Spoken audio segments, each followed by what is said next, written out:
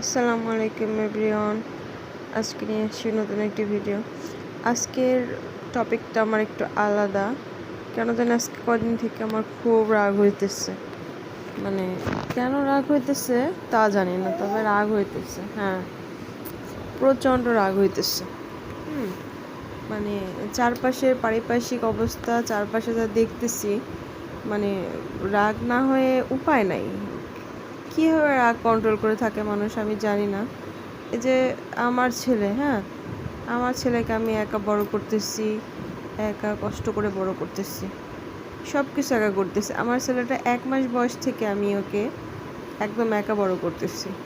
আমার ছেলের সাথে রাত জাগা, আমার ছেলের সাথে না খেয়ে থাকা, না ঘুমিয়ে থাকা, আমার ছেলের সাথে ঘোরা, আমার ছেলেকে মারা, আমার ছেলের সাথে এভরিথিং আমি একা করতেছি।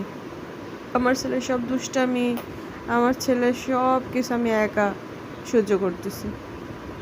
এখন যাই হোক, আমার ছেলে একদিন বড় হবে, তারপরে তো আমার ছেলে এত কিছু আমাকে এত কষ্ট দেয় মাঝে মাঝে, তাও আমি চিন্তা করতেছি আমার ছেলেটা একটু বড় হবে, তারপর ওর জন্য আলাদা রুম করব, ওর জন্য এটা করব, ওর জন্য সেটা করব, ওর জন্য মানে ওকে যতভাবে পরিপাটি করে গুছানো যায়, যত পরিপাটিভাবে ওর জীবনটা সাজানো যায়, বা যত সুন্দর ও যতটা রিল্যাক্সে বসবাস করতে পারে, রিল্যাক্সে থাকতে পারে, আমার মাথায় ওইটাই চিন্তা করে আমার ছেলে যেন কোনো কষ্ট না করে।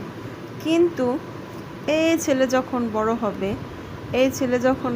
হবে, ছেলেকে যখন বিয়ে করাবো, ছেলের যখন বউ আসবে, তখন কি হবে, আমার বাসা ফাঁকা হয়ে যাবে।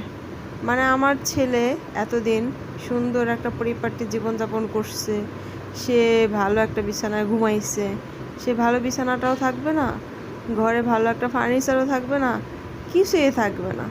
কেন থাকবে বাবা?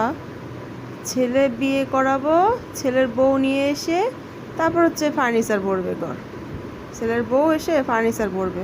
মানে এতদিন তো আমার ছেলে খাটের নিচে ঘুমাইছে, ফ্লোরে ঘুমাইছে, তো ফ্লোরে ঘুমাইলে ঠিক আছে বাবা, গরিব মানুষ হলে ফ্লোরে ঘুমাইতেই পারে। কিন্তু যারা বড় লোক, যাদের অনেক টাকা আছে, যাদের মেয়েদের রুমে পরিপাটি, 12 মাস বাসর ঘর, যাদের নিজেদের রুম পরিপাটি, 12 মাস রাজপ্রাসাদ, তাহলে ছেলের রুম কেন সুন্দর থাকবে না? ছেলের রুম কেন বইয়ের ফার্নিচার দিয়ে ভরা লাগবে? আমার মাথায় এটা কাজ করে না। আমি তো বাবা কোনো দিন এই কাজটা করব না। আমি সবসময় চিন্তা করব, আমার ছেলে যেভাবে আছে, আমার ছেলে যদি ঘুমাইতে পারে, আমার ছেলের বউ কেন ঘুমাইতে পারবে না? আমি জীবিত থাকাকালীন হয়তো আমি এটাই করব। আমার চিন্তাই এরকম। কিছু মানুষ আমি আসলে বুঝি না, কিছু মানুষ মানে উপরে মানে ছেলের বউদেরকে বলে আমার মা, আমার সোনা, আমার জান, আমার আম্মা।